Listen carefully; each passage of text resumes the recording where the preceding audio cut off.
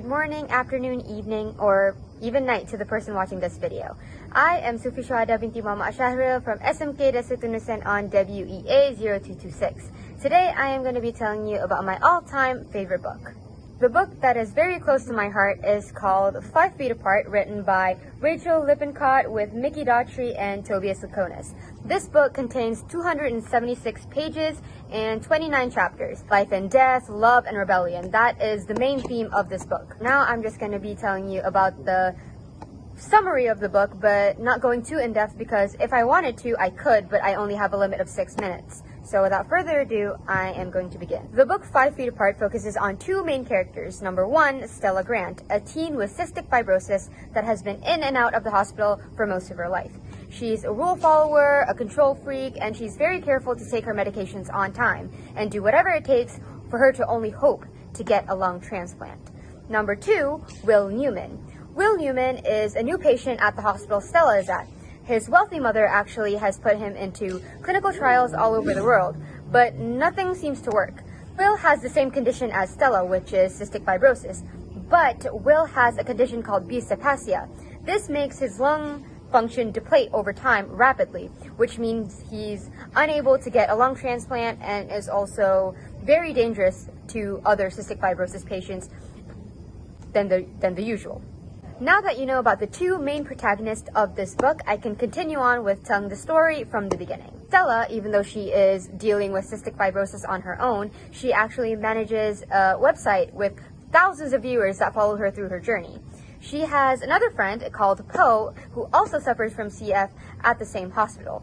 They, of course, as friends, communicate a lot, but usually via text because individuals with CF actually have to stand in a specific distance away from each other to avoid having contract their life-threatening bacteria. As we all know, Will is a new patient at this hospital, even though he has given up all hope in getting any better. Will is days away from turning 18, which means once he reaches that age, he will no longer be forced into clinical trials against his will. Shortly after Will arrives, Stella wastes no time in hating him because she disliked the way that he just broke all the rules, so she just ignores him. But of course, they eventually fall for each other. Well, not fall for each other yet, but they find an interest in one another. Soon after they get to know each other a little bit better, Will realizes that Stella is still grieving the death of her best friend and sister, Abby. Abby passed away a year before due to a diving accident. Stella blames herself for this because she was supposed to go on that trip with her sister. We also learn that her parents are divorced because of one daughter's death and another's chronic illness. Not long after, they decide to date in a distance. When it comes time to Will's 18th birthday party, they had a party at the hospital, which they did in secret, by the way. They were enjoying the party until they got shut down by Nurse Barb. This was such a strict rule, especially when Nurse Barb comes around, because she actually watched a pair of young lovers die because of CF years earlier. In an uncharacteristic act of rebellion, Stella actually decides to take back a foot that CF has stolen from her and Will. Instead of standing 6 feet apart, they only stood 5 feet apart. One night, they both decide to escape the hospital for a date. On that same night, Stella actually got a text message saying that she got the lung transplant. But weirdly, she didn't even respond to the text because at that moment, the only thing that mattered to her was Will.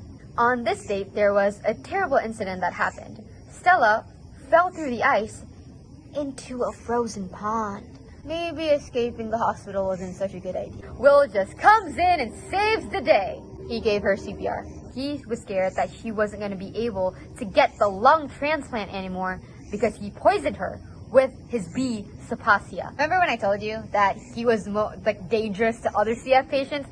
Yeah, this is where, nevertheless, the doctors proceeded with the lung surgery. Will still felt extremely bad, and he then realized, I love her. I really do love her. I have to let her go.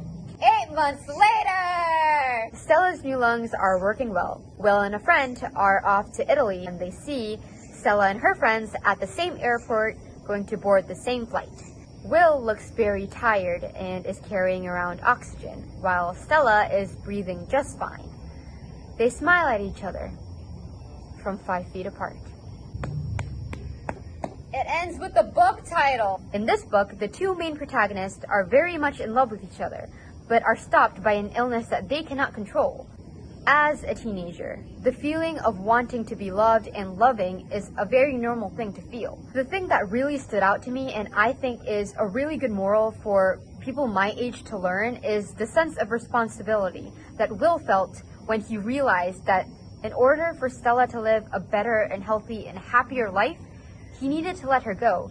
Hence, the saying of, if you really do love someone, you will know when to let them go. That is all for me today, and I hope that you enjoy me ranting about my favorite book. And honestly, this book is the only book that I've read in a long time and I've actually enjoyed. See you the next time fate brings us back together. Bye.